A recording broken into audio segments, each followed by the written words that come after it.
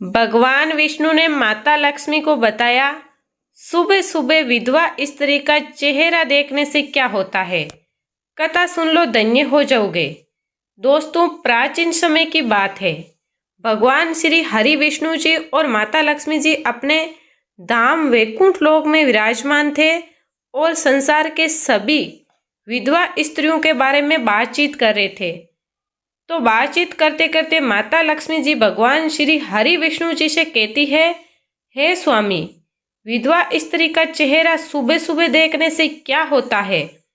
तो भगवान श्री हरि विष्णु जी कहते हैं, हे देवी लक्ष्मी, ये सत्य है कि समाज में कुछ लोगों की सोच होती है कि विधवा स्त्री का मुख देखना चाहिए या नहीं देखना चाहिए।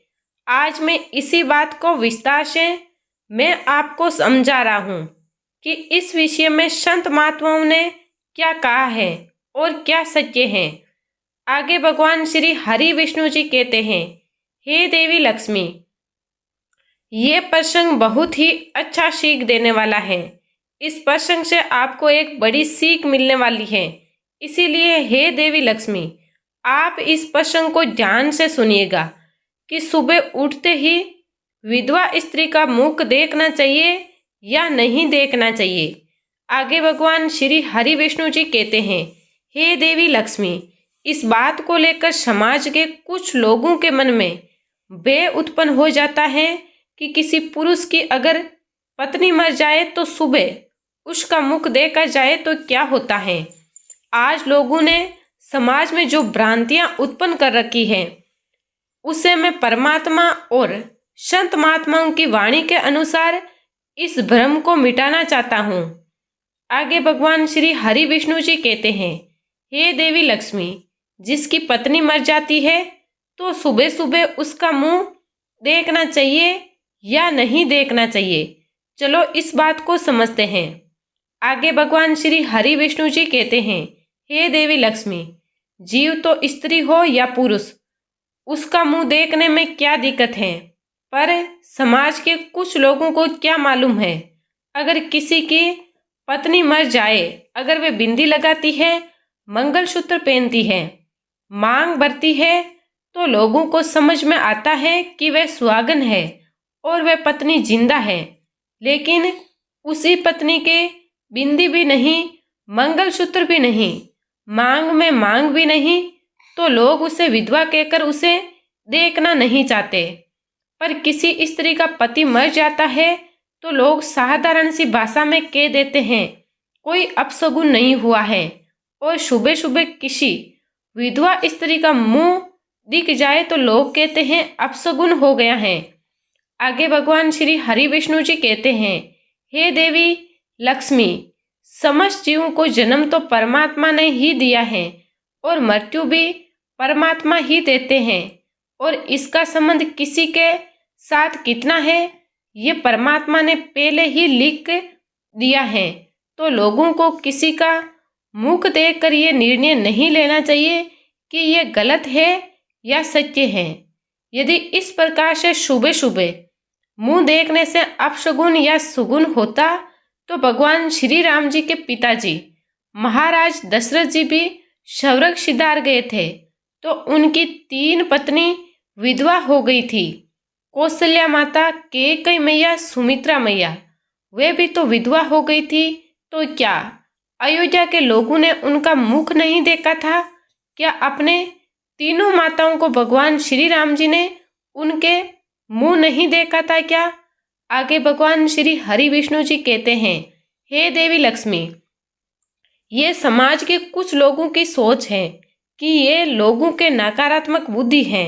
आगे भगवान श्री हरि विष्णु जी कहते हैं, हे देवी लक्ष्मी, पापी को पाप नजर आता है, कपटी को कपट नजर आता है, बेईमानी को बेईमानी नजर आता है और धर्मात्मा को धर्म नजर आता है, पुण्यात्मा को पुण्य नजर आता है। जिसकी जैसी सोच रहती है, सामने वाला व्यक्ति को वैसा ही नजर आता है। अगर किसी स्त्री के पति मर भी गया हो तो पत्नी को परमात्मा ने जीवित रखा है। तो क्यों रखा है तो जान लो वालों, तो चला गया, परंतु पत्नी जितना दान करेगी, भजन करेगी, पुण्य करेगी, परमात्मा का स्मरण करेगी, तो जैसे पति नौकरी करता है और नौकरी करते करते मर जाता है तो पत्नी को आधी तनख्वाह मिलती है, उसी प्रकार से पति के जाने के बाद पत्नी को जो पुण्य प्राप्त होता है, जो दान करती है, जो पुण्य करती है, उसका या काट काट कर उसके पति के खाते में जाता है। और पत्नी के जाने के बाद जो दान पुण्य पति करता है, सेवा सत्कर्म करता है, उसकी पत्नी के खाते में जाता है।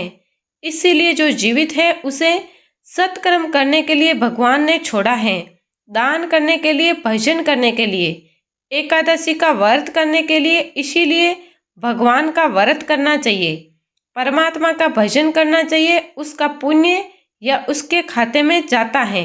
यदि आप एक लोटा पानी भगवान को चढ़ाते हैं तो आधा उसके खाते में जाता है।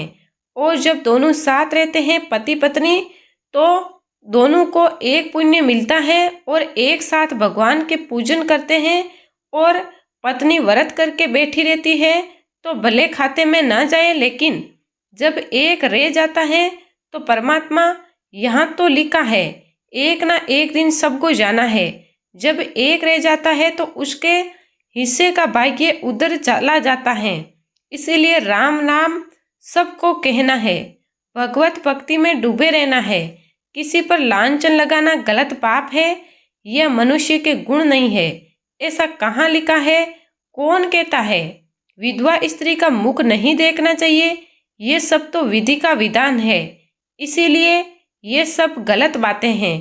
आगे भगवान श्री हरि विष्णु जी कहते हैं, हे देवी लक्ष्मी, समस्त मनुष्य जाति को परमात्मा की भक्ति में लीन रहना है, भगवान श्री राम जी का स्मरण करना है।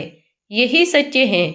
जो लोग कहते हैं कि विधवा स्त्री का मुंह नहीं देखना चाहिए, ऐसे लोग दुनिया में पाप फैला रखे हैं। इसीलिए इन सब बातों को छोड़कर किसी को ठेस नहीं पहुंचाना है। यदि किसी मनुष्य की वाणी से किसी को ठेस पहुंचती है तो उसे बहुत बड़ा पाप लगता है। तो आगे माता लक्ष्मी जी कहती है, हे स्वामी, किसी कारण से एक महिला समय से पहले विधवा हो जाती है, ऐसा वे कौन सा पाप है जो एक पतिव्रता नारी को भी विधवा बना डालता है? क्या महिला के विधवा होने के संकेत पहले से मिलते हैं? तथा महिला का वे कौन सा अंग है जिसे ये पता चलता है कि महिला विधवा होगी या नहीं होगी? तो भगवान श्री हरि विष्णु जी कहते हैं, हे देवी लक्ष्मी, तुमने उचित ही प्रश्न किया है। ये सत्य है कि कुछ महिलाओं के इस संसार में जल्दी विधवा होना लिखा हुआ होता है, चाहे वे पतिव्रता ही क्यों ना हो। लेकिन एक पाप के कारण महिला विधवा बनती है और महिला के शरीर का एक अंग उसे विधवा होने का संकेत भी देता है। आगे भगवान श्री हरि विष्णु जी माता लक्ष्मी जी को समझाते हुए कहते हैं, हे देवी लक्ष्मी, तुम्हें इस परम गोपनीय सत्य को बताने से पहले मैं तुम्हें एक कथा सुना रहा हूँ। इस कथा को मैं तुम्हारे सभी प्रश्नों के उत्तर मिल जाएंगे, इसीलिए तुम इस कथा को ध्यान से मन लगाकर सुनिएगा। तो माता लक्ष्मी जी कहती है, हे प्रभु, आप विश्वास कीजिए, मैं कथा को ध्यान से पूरा सुनूंगी। कृपया आप कथा को सुनाने की दया कीजिए। तो भगवान श्री हरि विष्णु जी ने माता लक्ष्मी जी को एक अत्यंत सुंदर कथा को सुनाते हुए कह रहे हैं, हे देवी लक्ष्मी, इस कथा के माध्यम से मैं आपको समस्त मानव जाति के कल्याण के लिए कई महत्वपूर्ण उपदेश दे रहा हूँ। इसीलिए आप इस कथा को शुरू से लेकर अंत तक पूरा जरूर सुनिएगा, क्योंकि इस कथा को आधा अधूरा सुनने से घोर पाप माना गया है। आगे भगवान श्री हरि विष्णु जी कथा को शुरू करते हुए कहते हैं, हे देवी लक्ष्मी, एक समय की बात है, एक धनवान देश में एक अत्यंत धनवान सेठ रहा करता था। उसका एक पुत्र और 3 पुत्रियां थी। तो उसकी तीनों पुत्रियों का विवाह अच्छे और धनवान घराने में हो गया था, परंतु सेठ के एक पुत्री को दुर्भाग्य का सामना करना पड़ा था। उसकी एक पुत्री विवाह के कुछ ही वर्षों बाद विधवा हो गई थी और वे अत्यंत ही दुख में जीवन बिताने लगी थी। उस विधवा महिला का नाम चांदनी था। चांदनी अंचन सुंदर गुणवान और पतिव्रता नारी थी, परंतु उसके भाग्य में जो अशुभ अशुभ लिखा हुआ था वही उसके साथ घटित हो गया था। चांदनी के पति ने विवाह के समय केवल चांदनी का सुंदर रूप और उसके पिता की धन संपत्ति देखी थी, जिसके कारण से उसे जल्दी ही अपने शरीर का त्याग करना पड़ा था। बचपन से ही चांदनी के शरीर के अंगों पर उसके विधवा होने के लक्षण दिखाई दे रहे थे, लेकिन किसी ने उस पर ध्यान नहीं दिया था। चांदनी के पिछले जन्मों के कर्मों के कारण उसे इस जन्म में विधवा होना पड़ा था। आगे भगवान श्री हरि विष्णु जी कहते हैं, हे देवी लक्ष्मी, अब मैं तुम्हें चांदनी के पूर्व जन्म की कहानी सुना रहा हूँ, उसे तुम ध्यान से सुनो। चांदनी का पिछले जन्म में एक सेठ के घर पर जन्म हुआ था। उसका नाम था मोहिनी। तो मोहिनी के पिता सेठ राजा को अत्यंत प्रिय था, जिस कारण से सेठ का घर धन धान्य से भरा हुआ था और उसके पास बहुत सारी धन संपत्ति थी, जिसे सेठ बहुत ही उन्मत्त और गर्विष्ठ बन गया था। वह सेठ अपनी पुत्री मोहिनी से बहुत प्रेम करता था, क्योंकि वह उसकी इकलौती पुत्री थी। मोहिनी बहुत ही सुंदर थी, लेकिन अपने पिता के लाड प्यार से वह बहुत ज्यादा बिगड़ गई थी। उसके पिता ने उसकी हर इच्छा को पूर्ण करते थे, उसे कभी किसी चीज की कमी नहीं पड़ने देते थे। इसीलिए मोहिनी ने अपने जीवन में कभी दुख नहीं देखा था और उसे अपनी सुंदरता पर भी अत्यधिक घमंड था। तो फिर जब मोहिनी जवान हुई तो उसके पिता ने उसका विवाह करने के लिए सोचा था, लेकिन उसकी एक शर्त थी कि जो भी मुझसे विवाह करेगा वह मेरे साथ मेरे पिता के घर में रहेगा, अर्थात घर जमाई बनकर रहेगा। तो सेठ ने अपने सभी रिश्तेदारों को ये बात बता दिया था, तो चारों तरफ ये बात फैल गई थी। तो कई विद्वान और ज्ञानी व्यापारी मालगुजार मोहिनी के घर पर उसे देखने के लिए आ गए थे, लेकिन मोहिनी ने किसी को भी पसंद नहीं किया था। मोहिनी ने कई विद्वान धनवान लोगों को अपमानित करके घर से बाहर निकाल दिया था। तो फिर एक दिन एक अत्यंत सुंदर धर्मात्मा भिक्षा मांगने के लिए मोहिनी के घर पर आया था। तो उसे देखकर मोहिनी उस पर मोहित हो गई थी। तो वह अपने पिता प्रीत हो गई थी और वह अपने पिता से कहने लगी, हे पिताजी, मैं उसी भिखारी धर्मात्मा से विवाह करूंगी। तो ये सुनकर मोहिनी के पिता ने भी स्वीकृति दे दी थी। तो उस भिक्षुक धर्मात्मा को मोहिनी ने विवाह करने के लिए पूछा, तो उस भिक्षुक धर्मात्मा ने भी शादी करने के लिए हाँ कर दिया था। तो फिर मोहिनी और उस धर्मात्मा का विवाह संपन्न हुआ था। तो मोहिनी विवाह के समय बहुत पसंद थी, उसे उसका मनपसंद जोड़ीदार मिल गया था। तो फिर विवाह के बाद कुछ दिनों तक मोहिनी अपने पति के साथ बड़े प्रेम से रहने लगी थी और उसकी सेवा करने लगी थी। लेकिन कुछ ही दिन बीतने के बाद मोहिनी ने अपना असली रंग दिखाना शुरू कर दिया था। मोहिनी ने अपने पति को नौकर की तरह समझने लगी थी। उसकी आज्ञा का पालन करने की जगह उस पर ही आज्ञा देने लगी और मोहिनी अपने पति को उसके नाम लेकर भी बुलाने लगी थी और खुद अपने पति के पैर दबाना छोड़कर अपने पति से ही खुद के पैर दबाने लगी थी। मोहिनी स्वच्छाचारी थी। वह पति को बिना बताए ही घर से बाहर चली जाती थी। कभी पति की कोई बात नहीं मानती थी। पति से पहले ही भोजन करती थी। किसी भी धार्मिक कार्य में पति के साथ नहीं बैठती थी। वह अकेले ही मौज करती थी। तो अपनी पत्नी के ऐसे व्यवहार को देखकर मोहिनी के पति बहुत ज्यादा दुखी रहने लगा था। उसने अपनी पत्नी मोहिनी को बहुत समझाने की कोशिश किया था, लेकिन वे कभी नहीं मानी थी।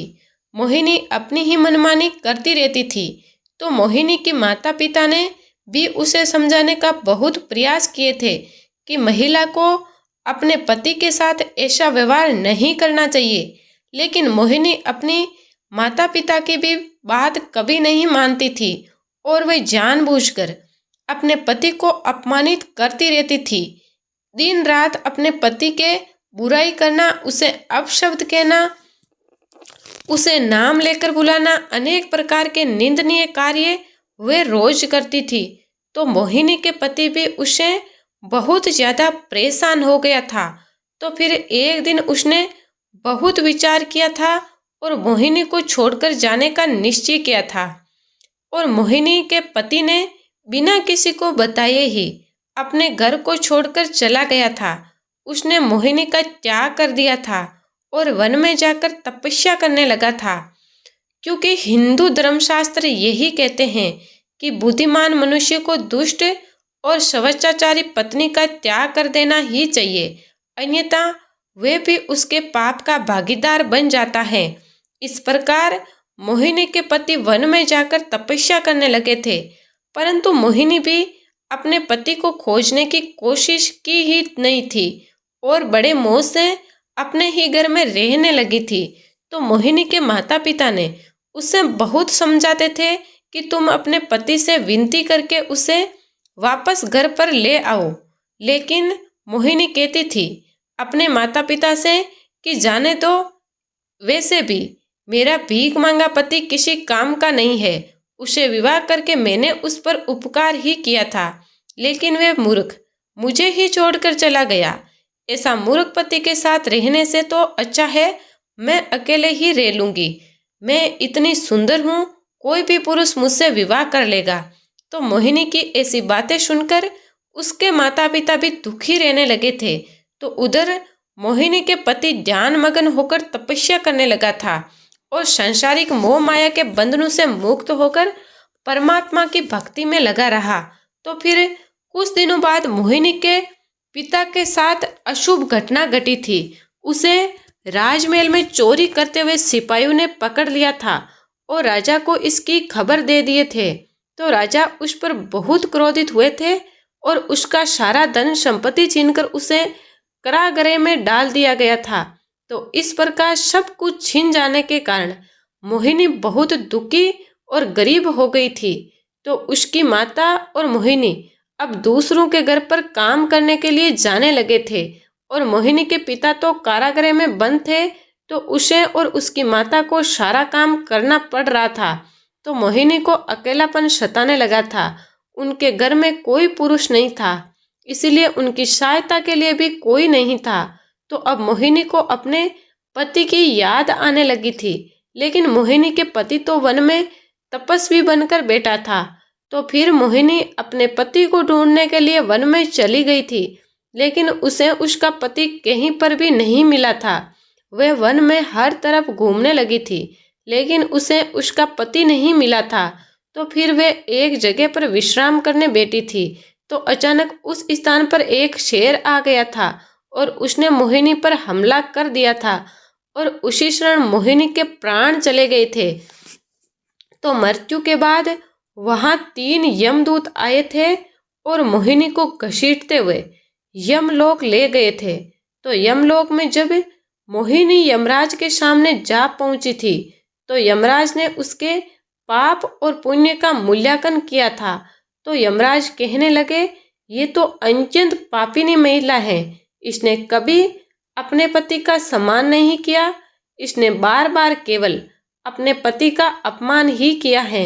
ये अपने पति का नाम लेकर बुलाती थी और अपने पति के साथ नौकर की तरह व्यवहार करती थी। ऐसी दुष्ट महिला को तो नरक में भेजना ही पड़ेगा। और फिर मोहिनी को नरक में डाल दिया गया था। तो मोहिनी नरक में चली गई थी और अनेक वर्षों तक नरक में सजा भुगतने के बाद मोहिनी को अपने पूर्व जन्म के कर्मों का प्रायश्चित करने के लिए फिर से मनुष्य जन्म प्राप्त हुआ था। तो जो पाप मोहिनी ने किया था, उसी पाप के कारण मोहिनी के शरीर पर विधवा होने के लक्षण प्रकट हुए थे। आगे भगवान श्री हरि विष्णु जी कहते हैं, हे देवी लक्ष्मी, अब मैं तुम्हें उन चिन्हों के बारे में बता रहा हूँ। जिस महिला के अंग पर ऐसे चिन्ह प्रकट होते हैं, तो वह महिला समय से पहले विधवा हो जाती है। भगवान श्री हरि विष्णु जी कहते हैं, हे देवी लक्ष्मी, मध्या माया तू दीर्घा या भार्या, निर अनामिका, हर्षवा, वेदवी, शुभा, नारी, प्रेतु, शनि, दुर्भाग्या। इस श्लोक में भगवान श्री हरि विष्णु जी ने विधवा स्त्री के लक्षण बताते हुए कहते हैं, हे देवी लक्ष्मी, यदि किसी महिला के पैर पसीने से रहित होते हैं और उस पर नसें दिखाई नहीं देती और उसके पैर चिकने तथा कोमल होते हैं, तो वह महिला सुख भोगने वाली तथा ऐश्वर्यशाली नहीं होती। यदि महिला के पैर का अंगूठा गोल मसाल होता है, तो वह महिला पतिव्रता एवं ऐश्वर्यशालीन होती है। यदि महिला के पैर के अंगूठे पर नसें दिखाई देती हैं, तो वह दुर्भाग्य से युक्त व्यभिचारिणी होती है और वह बहुत छोटे छोटे अंगूठे वाली महिला क्लेश करने वाली होती है और दुख भोगने वाली होती है। अंगूठा यदि छपता है तो वह महिला गर्भ धारण क्षमता में दुर्बल होती है और यदि किसी महिला के पैर की तर्जनी अंगुली अंगूठे से भी बड़ी होती है तो वह स्वच्छ कामाचार अर्थात अनेक पुरुषों से संबंध बनाने वाली होती है। यदि किसी महिला के पैर की अंगुलियां परस्पर मिली हुई होती हैं और एक दूसरे के नजदीक होती हैं और अंगुलियां गोल एवं सीधी होती हैं और नाखून पतले एवं छोटे होते हैं, तो वह महिला ऐश्वर्यशालीन होती है और ससुराल में सुख भोगती है। आगे भगवान श्री हरि विष्णु जी कहते हैं, हे देवी लक्ष्मी, अब आपको विधवा महिला के पैर के लक्षण बता रहा हूँ। यदि किसी महिला के पैर का अंगूठा बहुत बड़ा होता है और आगे से गोल होता है और उसके नाखून टेढ़े मेढ़े होते हैं और अंगूठे पर नसें दिखाई देती है, तो उस महिला के विधवा होने के योग बनते हैं।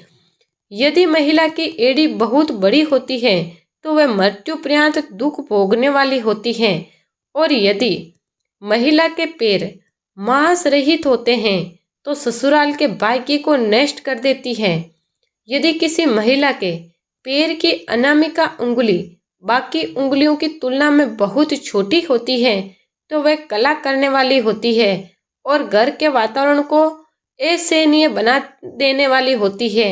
यदि किसी महिला के पैर की मध्यमा अंगुली अर्थात बीच की अंगुली ज्यादा लंबी होती है तो वह महिला विवाह के लिए अयोग्य होती है। जो महिला चलते समय पैर पटकते हुए चलती है और दम दम आवाज करती है तो वह अपने पति का विनाश करने वाली होती है। आगे भगवान श्री हरि विष्णु जी कहते हैं, हे देवी लक्ष्मी, इन लक्षणों के कारण मोहिनी समय से पहले विधवा हुई थी। पिछले जन्म के कर्मों के कारण ही महिला के विधवा होने के योग बनते हैं। जो महिला अपने पति का अपमान करती है, अपने पति का नाम लेकर बुलाती है तथा उसके भोजन करने से पहले ही भोजन करती है, तो वह महिला निश्चित ही समय से पहले विधवा हो जाती है।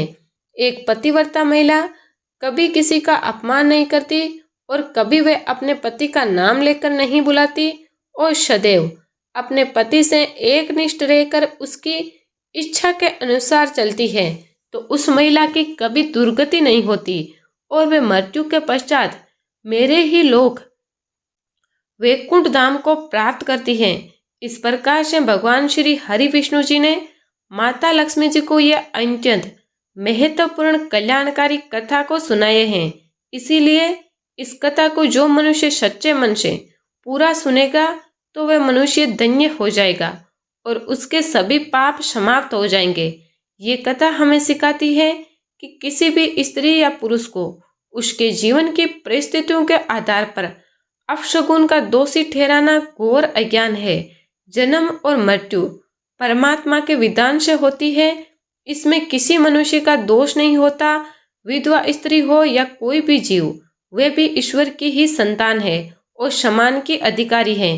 किसी को शब्दों, सोच या व्यवहार से ठेस पहुंचाना बड़ा पाप माना गया है। मनुष्य को सदैव धर्म, करुणा और सद्भावना के मार्ग पर चलना चाहिए। पति पत्नी दोनों को एक दूसरे का सम्मान करना चाहिए और जीवन में अहंकार, अपमान और शवचाचार से दूर रहना चाहिए। सच्ची भक्ति वही है जिसमें मानवता, सेवा और प्रेम समाहित हो। इस प्रकार भगवान श्री हरि विष्णु जी ने माता लक्ष्मी जी के माध्यम से समस्त मनुष्य जाति के कल्याण करने के लिए इस कथा को सुनाए हैं। इसीलिए भगवान श्री हरि विष्णु जी और माता लक्ष्मी जी की इस कथा को जो भी मनुष्य शुरू से लेकर अंत तक ध्यान से पूरा सुना है तो उस मनुष्य के समस्त पाप दुख दूर हो जाएंगे। आशा करती हूँ कि आपको ये कथा अच्छी लगी होगी। अगर आपको ये कथा पसंद आई हो तो वीडियो को लाइक करें, आपका चैनल गुरु की कृपा से को सब्सक्राइब करें और अपने घर परिवार में सबके साथ शेयर करके सबका कल्याण जरूर करें। फिर मिलेंगे भगवान के एक और कल्याणकारी कथा के साथ। तब तक के लिए कमेंट बॉक्स में प्रेम से भगवान श्री हरि विष्णु जी और माता लक्ष्मी की जय अवश्य लिखें।